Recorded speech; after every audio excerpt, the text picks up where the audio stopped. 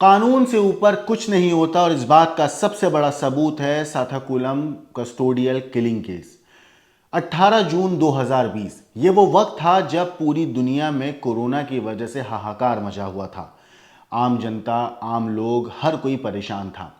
लेकिन इस बीच एक केस सामने आता है। 18 जून 2020 को कुछ मजदूर एक जगह पर इंतजार कर रहे थे घर जाने का, लेकिन ठीक उसी वक्त वहां पर पुलिस आती है और गाली गलौज करना उन मजदूरों के साथ शुरू कर देती है। वहां पर एक शख्स मौजूद था।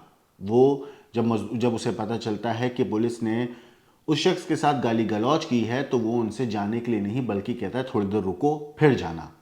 ये बात वहां पर खड़े एक पुलिस जो कांस्टेबल था उसे पता चल जाती है और इस बारे में वो जानकारी अपने जो सीनियर अधिकारी थे, जो उसके जो जानने वाले और अधिकारी जो उसके साथ काम करने वाले पुलिस वाले थे, उनको बता देता है।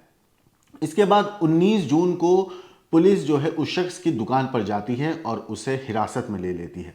उसके बाद क्या कुछ होता है चलिए आपको मैं तफसील से बताता हूं।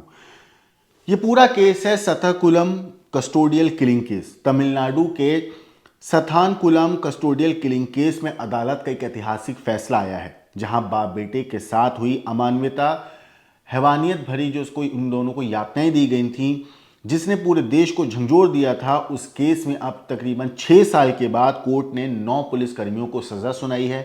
9 पुलिसकर्मियों को कोर्ट ने फांसी की सजा सुनाई है।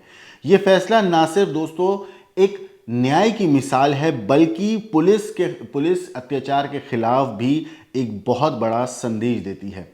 आपको बता दूं, मद्रास हाई कोर्ट की मदुरै बेंच ने इस मामले को रेयरेस्ट ऑफ रेयर मानते हुए दोषी पुलिस वालों को फांसी की सजा सुनाई है। यह फैसला लंबे वक्त तक ट्रायल में चला। उसके बाद इस केस में फैसला आया। इस मामले की सुनवाई first additional district and sessions जज की जी मुथुकुमारन की अदालत में हुई, जहां सभी आरोपियों को हत्या समेत कई गंभीर धाराओं में दोषी पाया गया। लेकिन आपको बता दूं, इस पूरे केस में सीबीआई ने अपनी जांच के दौरान जो खुलासे किए हैं वो बेहद चौंकाने वाले थे। सथानकुलम थाने की दीवारें, टॉयलेट, एसएचओ के कमरे और लाठियों से जुटाए गए डीएनए सैंपल पीड़ितों जयराज और बेनिक्स से मेल खा गए थे। ये दोनों बाप बेटे थे जिनकी हत्या की गई, जिनको टॉर्चर किया गया, जिस वजह से इनकी जान गई थी। फॉरेंसिक रिपोर्ट में दोस्तों ये साफ कहा गया है कि दोनों पीड़ितों को हिरासत में पुलिस वालों ने बेरहमी से टॉर्चर किया, उनके साथ मारपीट की और उसी वजह से उनकी हत्या हुई। जांच रिपोर्ट के मुताबिक 19 जून 2020 की शाम और रात थाने के अंदर दोनों के साथ अमानवीय व्यवहार किया गया, हैवानियत की गई, जानवरों की तरह मारा गया, पीटा गया। जिस तरह से दोनों को पीटा गया वही उनकी मौत की वजह भी बना।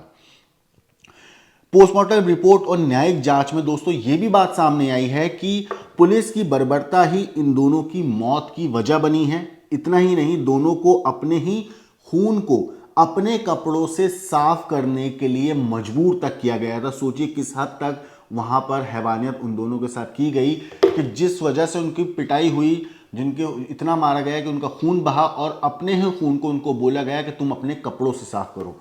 सोचिए किस लेवल का उन लोगों पर अत्याचार किया गया था।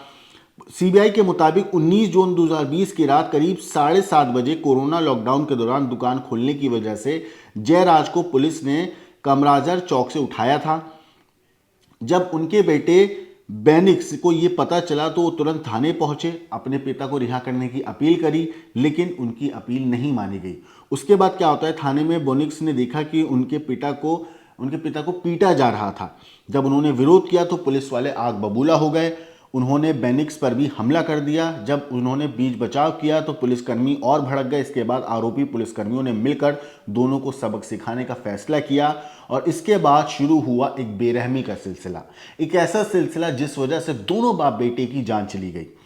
चार्जशीट में उस खौफनाक मंजर का भी जिक्र है दोस्तों, जिसे सुनकर रूह कांप जाती है। दोनों को कपड़े उतरवाकर सिर्फ अंडरवेयर में मेज पर झुकाया गया, उनके हाथ पैर पकड़े गए ताकि वो हिल भी ना सकें। फिर उनके कूल्हों, पेट और शरीर के बाकी हिस्सों पर डंडों से लगातार वार किए गए। वो गिड़गिड़ाते रहे, बचने की भीख मांगते रहे, लेकिन पुलिस वालों को रहम नहीं आया। पिटाई इतनी बेरहमी से हुई कि उनके शरीर पर गहरे जख्म हो गए थे। न्यायिक मजिस्ट्रेट की रिपोर्ट में दोनों के शरीर पर तकरीबन 18 गंभीर चोटों के निशान का जिक्र किया गया है। डॉक्टरों की टीम ने अपनी रिपोर्ट में साफ कहा है कि इन चोटों से पैदा हुई जटिलताओं के कारण ही बेनिक्स की मौत हुई। जयराज ने भी पुलिस वालों से रहम की गुहार लगाई थी। उन्होंने कहा था, मत मारो, ब्लड प्रेशर है, उन्हें डायबिटीज की बीमारी है, लेकिन पुलिस वालों ने उनकी एक नहीं सुनी। बेरहमी से जानवरों की तरह उनको पीटते रहे। उस गुहार की कहीं सुनवाई भी नहीं हुई। पुलिस वालों को ये पता था कि इतनी मार से मौत हो सकती है, फिर भी उन्होंने यातनाएं जारी रखी। जयराज और बेनिक्स की मौत के बाद पूरे देश में गुस्सा फैल गया।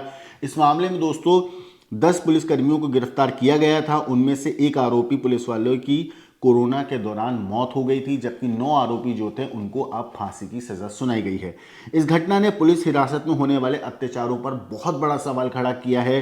साथ ही साथ आपको बता दूं, सथानकुलम कांड ने उन कई मामलों को भी उजागर किया जहां कस्टोडियल डेथ का जिक्र होता है, जहां पर कई चीज़ें सामने आई कि कस्टडी के दौरान जहां लोगों की डेथ हुई है। आपको बता दूं, अब अदालत के इस फैसले को न्याय की बड़ी जीत माना जा रहा है, जिसने ये साफ कर दिया है कि कानून से ऊपर, जैसे मैंने शुरुआत में कहा था, कोई नहीं होता, चाहे वो पुलिस वाले ही क्यों ना हो। अब ये 9 के 9 पुलिस वाले जो हैं, इनको फांसी की सज़ा सुनाई गई है। हालांकि इनके पास अभी लीगल ऑप्शंस काफ़ी हैं, उनको वो अपना अभी कर सकते हैं अप्लाई कोर्ट में। हाई कोर्ट हुआ, सुप्रीम कोर्ट हुआ, फिर प्रेसिडेंट हुआ, तो एक प्रोसेस होता है जो कि फांसी का।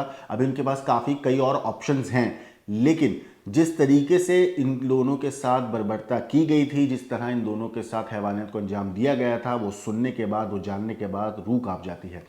सोचिए, जब इनको मारा जा रहा था, जब इनको पीटा जा रहा था, दोनों बाप बेटे गिड़गिड़ा रहे थे।